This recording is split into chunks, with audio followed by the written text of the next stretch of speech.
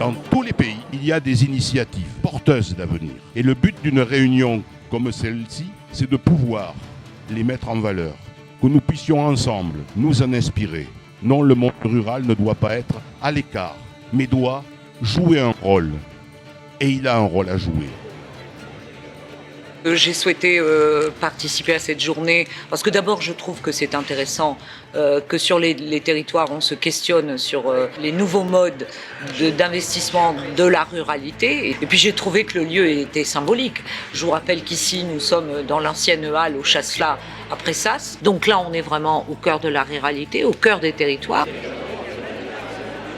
La région, elle a créé un service de l'aménagement du territoire, elle a développé des politiques contractuelles. Après, elle a une opération revitalisation centre-bourg qui cible quelques typologies de bourgs. Suffira-t-il de densifier ? Est-ce que la question, c'est seulement on continue à faire la même chose en plus petit ? Et c'est là que j'ai commencé à donner une réflexion sur l'urbanisme de la modernité et comment on est en train d'en sortir. Mais en fait, on ne se posait pas la question du mixage des investissements publics et privés. Et aujourd'hui, je trouve que la vertu justement d'être pauvre, la vertu de flécher, de cibler les choses, c'est justement d'associer le public et le privé pour cette revitalisation rurale. Moi, je le vois comme ça.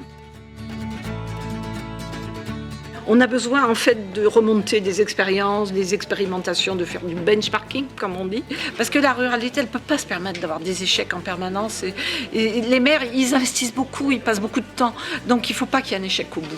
Revitaliser un bourg, ça passera par une approche, j'allais dire, philosophique de notre raison d'exister et ne pas hésiter non plus à être audacieux.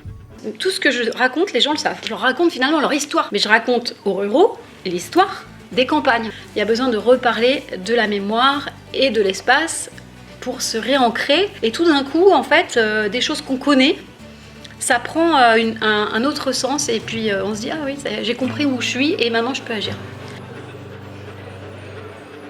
Je suis venu d'un village du Gers qui s'appelle Saran, où on a créé depuis il y a 20 ans maintenant une librairie un peu particulière, la librairie Tartinerie, où on a créé un lieu de rencontre autour du livre qui, contre toute attente, est encore là. Donc je pense qu'on est une preuve vivante que la création de commerce en milieu rural est possible. Le cœur du village, c'est 80 habitants et la librairie, d'après les statistiques officielles de la communauté de communes, attire 15 000 personnes par an.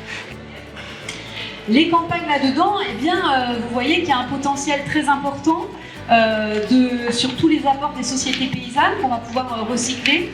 Et puis aussi, de façon plus simple, comment refaire du lien à partir du lieu et comment le lieu peut être un commun pour les sociétés à venir. Donc moi, je suis très optimiste en pensant que dans les campagnes est en train de se forger un aménagement nouveau pour nous, pour nos enfants et tous nos petits-enfants à venir.